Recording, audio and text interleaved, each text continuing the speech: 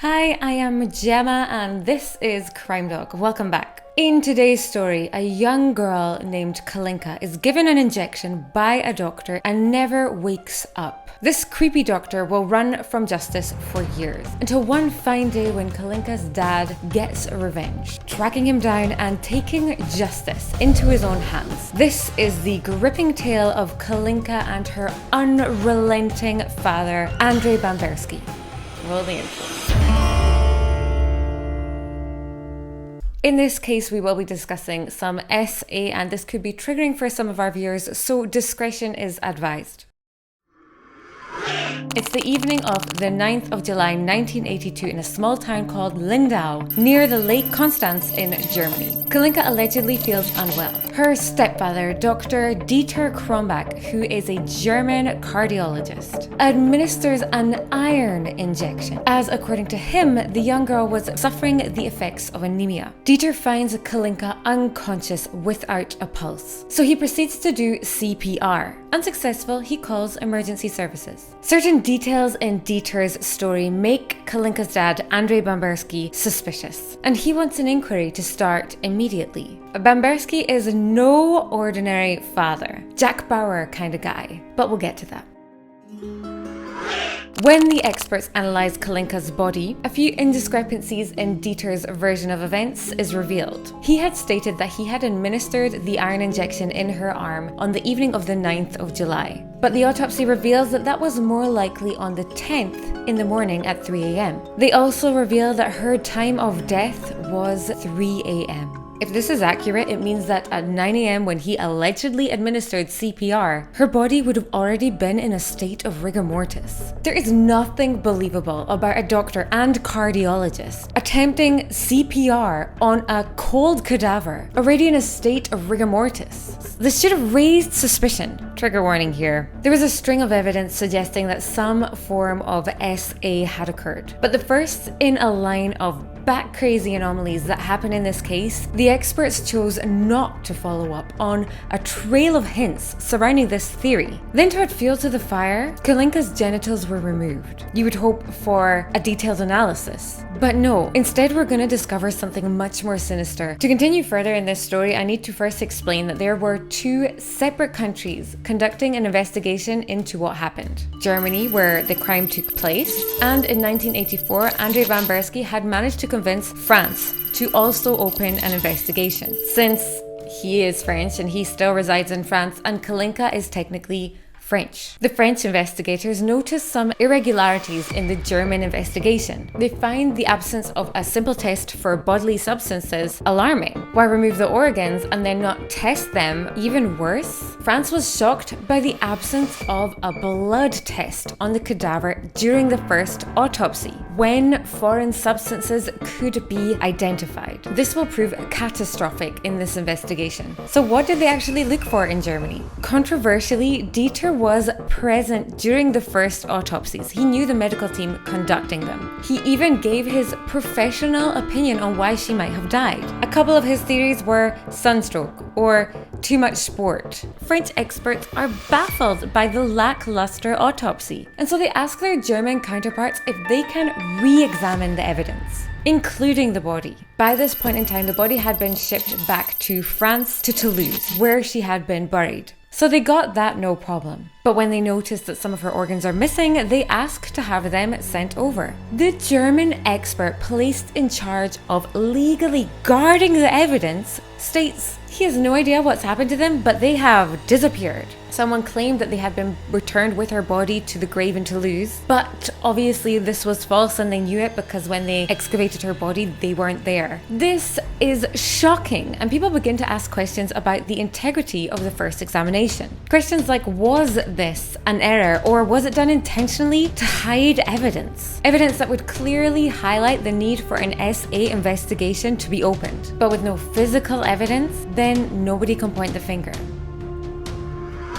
And so here is where the investigation stops on the German side. None of the evidence available indicated a motive for murder in their opinion. So in 1987, the Munich legal system declared the case closed with no traces of improper conduct, therefore determining that Kalinka must have died of natural causes. The French experts' conclusion of the autopsy results were Mendelssohn syndrome. This is when the liquids of your stomach enter your lungs and you can suffocate. And this is most common either under sedation or general anesthetic. From a medical perspective, it is unusual for a 14-year-old girl who has allegedly not taken any sedation medication suddenly die of Mendelssohn syndrome. The question they need answered is, could this sedated state have been provoked by the medicine administered by Dieter at 3 a.m. Maybe, but they have no blood results from the first autopsy in Germany to prove it. In France, they feel the evidence is sufficient to declare Dieter as the only suspect in this case. France want him to be heard before a judge and for this case to be given a fair trial, and for the family to be given the justice they deserve. Declared innocent in his country and suspected for murder in France, Dieter Krombach now has two countries in a legal dispute over his actions. France want to try him in France, but Germany have drawn their own conclusions. The case is closed, over, done and dusted, and they do not accept that he needs to be heard again in France. This situation is delicate with potentially dangerous diplomatic consequences. These two countries have been at war before, and it was ugly. In 1993, Dr. Dieter Krombach is found guilty for homicide in a French court of law, and he is sentenced to 30 years in prison without ever having stepped foot in France. This was a highly challenging and awkward situation for the justice system. A representative from the German government even came to the trial to protest it going ahead. Dieter, obviously protected by his country, had politely refused the invitation to be present at the trial. Germany is not super happy. In their opinion, the case was closed, and it's a little bit insulting that France didn't follow the orders. And at this point, an order is given by the German Minister of Justice to not follow through on the injunction summoning Dieter to France. They also deny French authorities the right to arrest him on German soil. Andrei Bamberski's lawyer had never seen such unwillingness to help the French authorities. But Bamberski is still hopeful that he can be arrested without Germany's help. They just had to wait, because Dieter only lived a few miles from the Swiss and Austrian borders, and he crossed into these countries regularly. Anytime he is not on German land, he is fair game. So ideally, he should be flagged, arrested, and then shipped off to a dingy prison in France. But in 1995, the pressure had intensified between Paris and Berlin to such an extent over this case, an order is given directly from French authorities to Andrei Bamberski's lawyer to dismiss the case. Andrei's lawyer is completely bemused by the restraint from French authorities on the conviction of a murderer. So he decides to take it to the people, the court of public opinion. Yeah! The power and the passion of the press and the people shift everyone into gear. The nation becomes invested in the justice of Kalinka Bamberski. And the European police, with the exception of the German ones, finally begin the process of finding and arresting Dieter Krombach. But they still have to wait until he steps foot outside of Germany. Dieter essays one of his patients, a 16-year-old girl called Laura. The young girl attempted to push him off, but couldn't due to the heavy sedative. This is a criminal offense in a lot of places. But in the 90s in Germany, due to her heavily drugged state, not too much aggression was needed. So it was not considered rape. This is hard to swallow. For his crime, he was given a 2-year suspended sentence. He doesn't even see the inside of a jail cell, not even for 1 day. Dieter's lawyers defended him by recognizing the fact that he had been harassed by the French justice system unjustly, and the stress must have been unbearable. So his little SA slip-up was a natural reaction to the unjustified pressure. Right, well, back to the real world. The women of Germany are furious, so they revolt. They strike in the streets and the media laps it up. Germany gets a teeny bit outraged, so Dieter, clamoring for a way to try and redeem himself, thinks that the best thing to do is to go on TV and do an interview with the press. The interviewer is a boss, and Dieter is about to sound like an imbecile. She asks Dieter if he thinks Laura consented to his advances. He says, "I cannot really say that she said yes, but she didn't clearly say no to his advances. Well, obviously she was sedated. I kissed her and she didn't put up much of a struggle, and when I asked her if we could go further, she just seemed to smile. So it seemed to me to be okay. I can't really say that she was enjoying it, but I had the impression that she was okay with it." Needless to say, this didn't really help him. You can actually still find footage to this day on the #1 viewing platform, YouTube. Anyway, following this diabolical interview, 8 other women came forward to report Dieter for SA. Some of these girls had actually already gone to the police prior, but either their stories were deemed unbelievable or too much time had gone past to legally do anything about it. Now, however, for the first time, they were being heard in front of the justice system. In this Catholic town in which sex scandals were somewhat hushed up, now they were starting to come out. One of the girls who came forward at this time had been abused prior to Kalinka's death. She was only 15 years old when she came to his doctor's office, and she was exposed to the same horrific betrayal of trust. Sedated by her doctor and SA'd. Dieter knew the laws were on his side. The victims were powerless, literally and legislatively. This particular girl, although heavily sedated, was very aware she had been SA'd, and she was too embarrassed to renounce him to the authorities at the time. But in court, she proclaimed her regret for not coming forward sooner. She felt if she had, she could have helped spare Kalinka's life. In 1984, 2 years after Kalinka Bamberski's death, 2 young sisters are taken on holiday by Dieter, one of which is only 14. Dieter is 49 at this time. He takes them both on holiday alone after having gained the trust of their mother, who was, at the time, one of his patients and had fallen for his charm and charisma. On the holiday, he begins to make bizarre advances towards them both, such as encouraging them to share a bed with him. And this is a slightly different tack from his usual MO. It may be that Kalinka's death had shocked him, but not enough, because when his advances fail miserably, he resorts once again to his wicked and dangerous method of sedation. He gets the sisters alone, and one by one he has his sick way with them. Then he adds another new element. He rouses them back to consciousness with a second injection. But they are in extreme pain when they come back to consciousness. One of the sisters demands to know what the hell he has just done.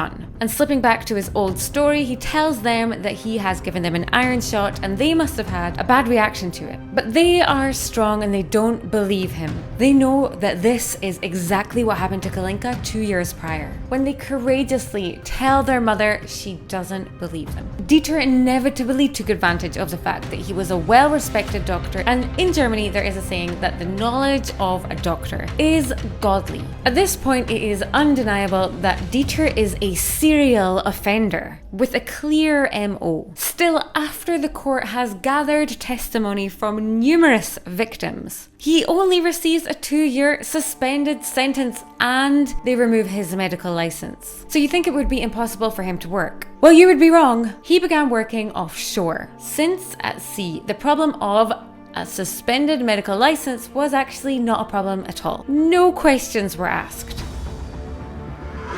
On the 7th of February 2000, Dieter goes to Austria for a nice little holiday. The police are notified. He is arrested, but wait, for some inexplicable reason, he is released. A convicted murderer. In 2002, he decides to take a holiday to Egypt. And remember, although a few years have passed, he is still wanted for murder. So how he managed to get out of his country is very weird. Kalinka's dad is told that Dieter's name was flagged to police when he left Germany with details of exactly where he was going, Egypt. However, France allegedly did not even try to contact Egypt to have Dieter extradited. This lack of effort is actually contested by the French police, so we don't know for sure. But Bamberski is furious. 20 years have passed since Kalinka's death, but he has not forgotten his daughter. And with every passing year, his determination for justice strengthens. But then another blow comes for Bamberski. The European Court of Justice demand that France pay Dieter 15,000 euros for not properly following legal protocol when he was found guilty of murder. The law at the time states that as he was absent from court, he could not be judged. And due to this case, these laws were actually revised. But the real question that arises here is why and who made this counterclaim possible? It's questioned whether he is collaborating with German secret services. But if there is evidence for this, it is well hidden. However, it would explain why it seems like he was getting so lucky with so many criminal trials. It would appear that he had worked as a German doctor abroad. But the details are vague and sketchy. Even his own personal lawyer was unsure of exactly what he was doing and exactly where he was. However, there really is little evidence proving these rumors. When Dieter comes back to shore, he settles in a small town called Rodental in Germany, and he is working as a replacement doctor in a clinic. But in this town, one of the locals quickly becomes suspicious. Her name, Petra the librarian. She does some investigating and discovers his dark history.